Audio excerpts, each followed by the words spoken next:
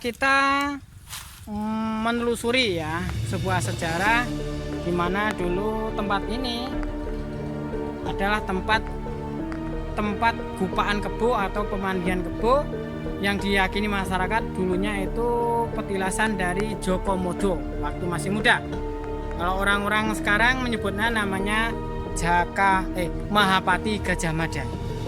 Ini tempat merupakan cikal bakal dulu ada seorang besar yang pernah memerintah di Kerajaan Mojopahit, yaitu sebagai Mahapati.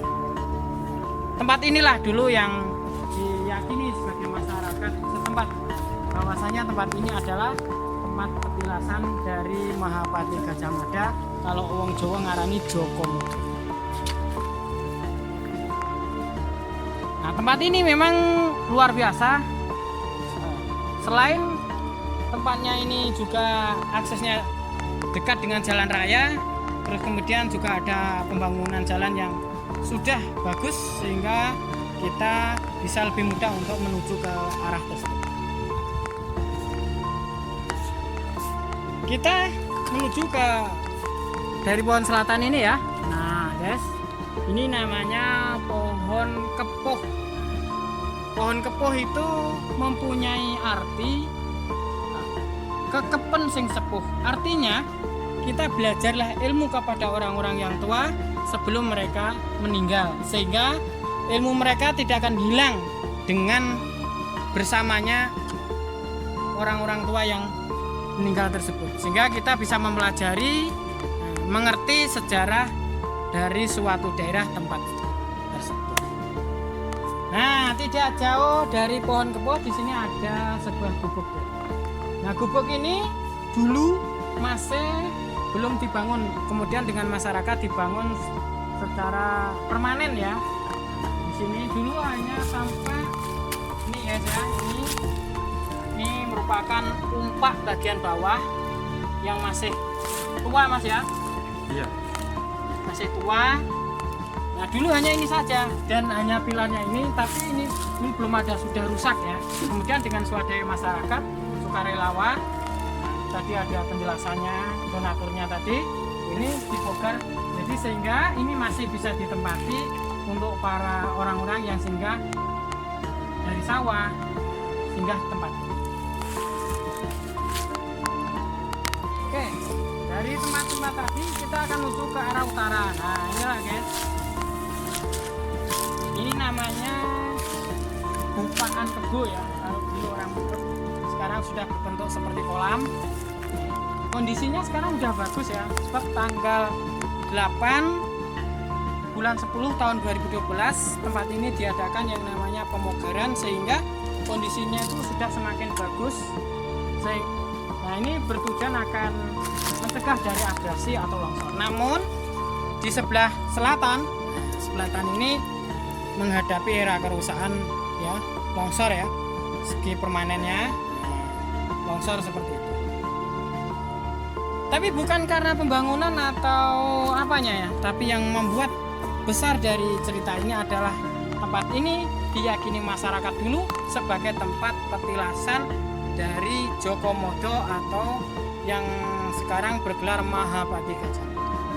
Kita tidak menyangka bahwasanya tempat ini dulu pernah digunakan tokoh besar di sentral Kerajaan Mojopahit yang mampu menyatukan Nusantara menjadi satu dalam pemerintahan Kerajaan Mojopahit.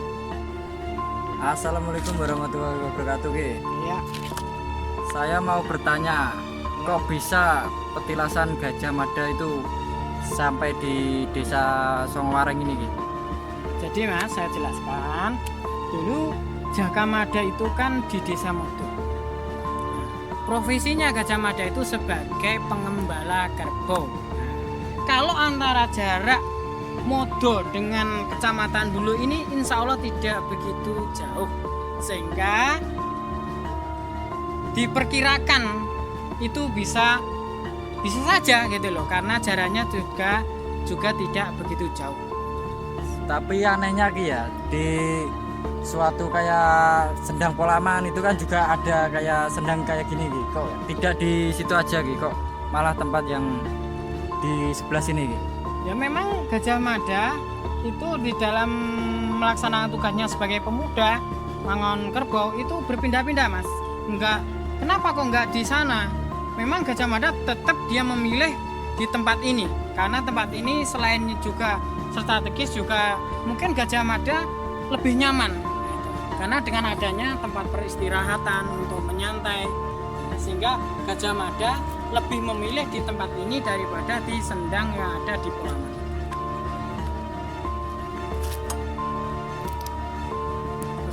Terus Ki, yang saya pertanyakan lagi Ki, Ya, silakan, Mas. Gajah Mada berkarir pada tahun berapa Ki di tempat ini?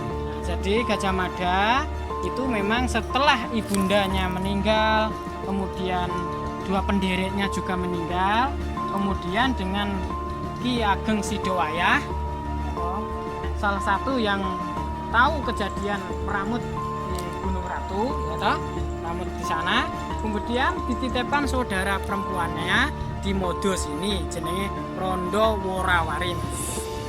Dari itulah dari Gajah Mada itu dia memulai melewati masa anak-anak, masa muda di desa Modo itu.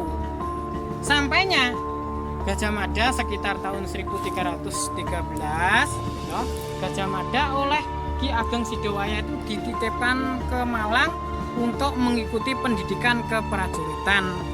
Nah, dari tahun itulah jadi Gajah Mada mulai merintis dirinya sebagai prajurit kerajaan Mojopahit. Waktu itu masih pangkatnya rendah sekali, bekel itu cara saiki mungkin setara dengan kopral atau sirsan lah. Pangkat paling tinggi itu kan kopral ya, rendah ya. Nah, mungkin setara dengan kopral gitu ya. Kemudian Mahapati Gajah Mada setelah itu mulai dipercaya dengan sebagai penderek atau pengawal dari Tribuana Wijaya Tunggadewi menjadi Betara yang ada di Malangan. Terus gini Ki, menurut jenengan niku Ki ya, kalau Gajah Mada sama Prabu Mas yang ada di dulu itu dahulu yang mana Ki? Dulu Gajah Mada Mas. Dulu Gajah Mada Ki. Tetap dulu Gajah Mada. Terus gini Ki ya, sedangkan yang sebelah